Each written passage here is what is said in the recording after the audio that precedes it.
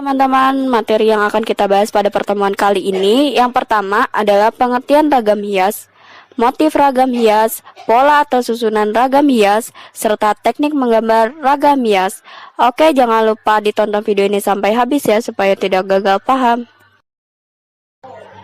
Oke, kita mulai pembahasan yang pertama, yaitu pengertian ragam hias. Ragam hias atau biasa disebut dengan ornamen merupakan bentuk karya seni rupa yang sudah berkembang sejak zaman prasejarah dengan menampilkan sebuah hiasan atau motif sebagai identitas suatu karya seni itu sendiri. Indonesia sebagai negara kepulauan memiliki banyak ragam hias. Ragam hias di Indonesia dipengaruhi oleh beberapa faktor, diantaranya faktor lingkungan alam, flora, dan fauna, serta budaya masing-masing daerah. Pembuatan ragam hias didasarkan atas kebutuhan masyarakat, baik yang bersifat praktis maupun yang terkait dengan kepercayaan atau agama. Jadi dapat kita simpulkan bahwa ragam hias adalah bentuk dasar hiasan yang biasanya akan menjadi pola yang diulang-ulang di dalam suatu karya kerajinan atau seni. Karya ini dapat berupa tenunan, tulisan pada kain misalkan batik, songket, ukiran atau pahatan pada batu atau kayu.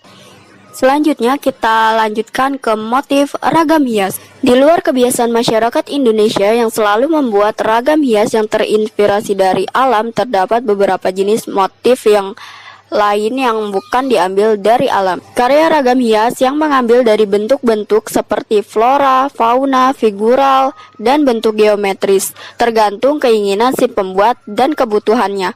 Ragam hias tersebut dapat diterapkan pada media 2 dan 3 dimensi. Berikut ini beberapa contoh pengaplikasian ragam hias yang ada. Yang pertama, ragam hias flora atau vegetal. Bentuk ragam hias ini menampilkan pada ragam tumbuh-tumbuhan. Ragam hias tipe flora mudah dijumpai pada barang-barang seni seperti batik, ukiran, kain sulam, kain tenun, dan bordil, hampir di seluruh karya seni rupa di Indonesia. Yang kedua, ragam hias fauna. Ragam hias fauna merupakan ragam hias yang menggunakan bentuk fauna atau hewan sebagai objek motif ragam hiasnya.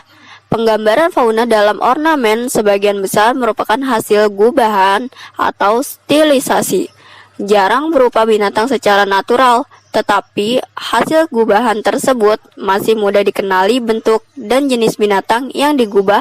Dalam visualisasinya, bentuk binatang terkadang hanya diambil pada bagian tertentu atau tidak sepenuhnya dan dikombinasikan dengan motif lainnya.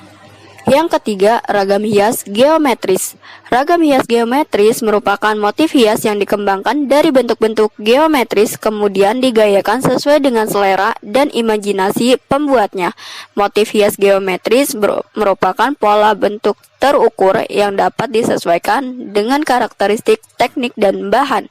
Motif ragam hias geometris berkembang dari bentuk titik, garis, atau bidang yang berulang dari yang sederhana sampai dengan yang paling rumit. Motif ragam hias yang keempat yaitu ragam hias figuratif atau figur manusia. Ragam hias ini merupakan bentuk ragam hias yang menggunakan objek manusia yang digambar dengan mendapatkan pengayaan bentuk. Manusia sebagai salah satu objek dalam penciptaan motif ornamen mempunyai beberapa unsur baik secara terpisah maupun menyatu.